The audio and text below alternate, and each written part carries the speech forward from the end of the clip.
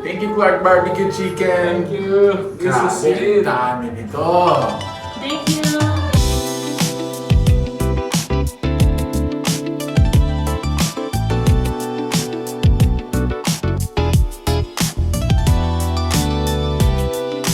Guys, welcome to Clark Barbecue Chicken. Actually, pagdating namin dito, we were surprised. First of all, surprised kami sa dami ng mga inanda nila para sa atin. And then number two, ngayon pa lang ako nakapasok dito, ang ganda pala ng kumbaga dining setup nila dito. So they have specific rooms. Say for example, you're 4 or 6 or 10, mga ganyan. You're gonna be assigned to a room na depende kung ilan kayo.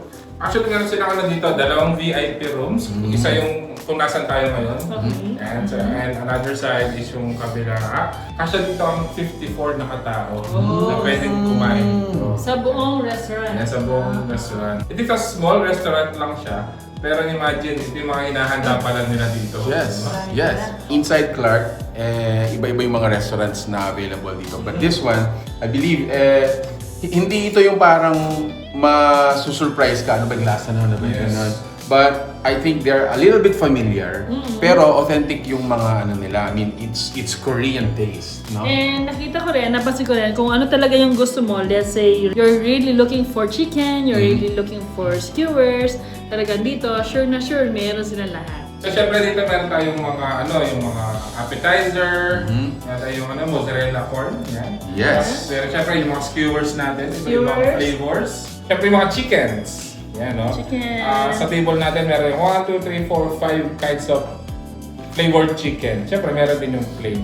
And yung tteokbokki and dessert. Yan, no? Yes. Meron tayong mga fruit dessert tayo dito. So, available dito yung mga mainit dahil maulan ngayon, ang mga soup. Yan. Candies lang soup ako. Yeah, so they call this Nagasaki soup. Ayan. Nagasaki. So in it, meron tayong mga seafood, may noodles. So ito naman, Chicken gizzard. chicken gizzard. Yes. Alright, so ayun guys, siyempre tikman na natin ito. Samahan niyo po kami. Let's That's go, it. let's go.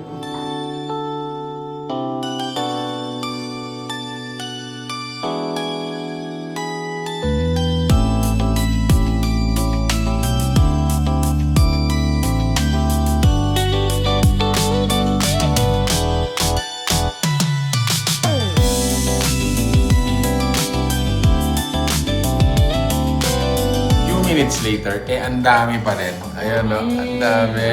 Pero so far, Mami, ano yung mga nagiging favorite mo?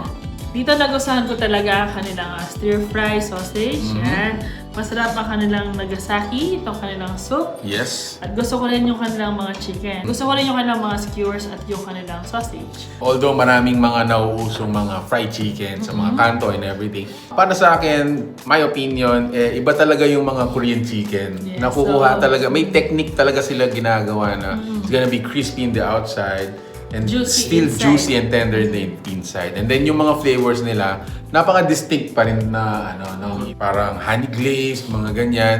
It's still their own signature mga Korean flavor. Yeah. So talagang hindi mo mamimiss na okay, this is a Korean chicken versus mga Filipino na sinaserve sa labas. Tama. So akin naman, ang favorite ko dito ay yung kanilang sizzling gizzard. Yan.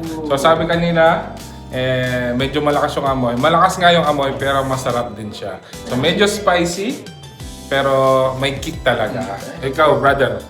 Ano ang favorite mo? Lahat. Ikaw, Nay. Chicken and skewers. Chicken and skewer. Ngayon. That's it. Welcome to Chicken Barbecue!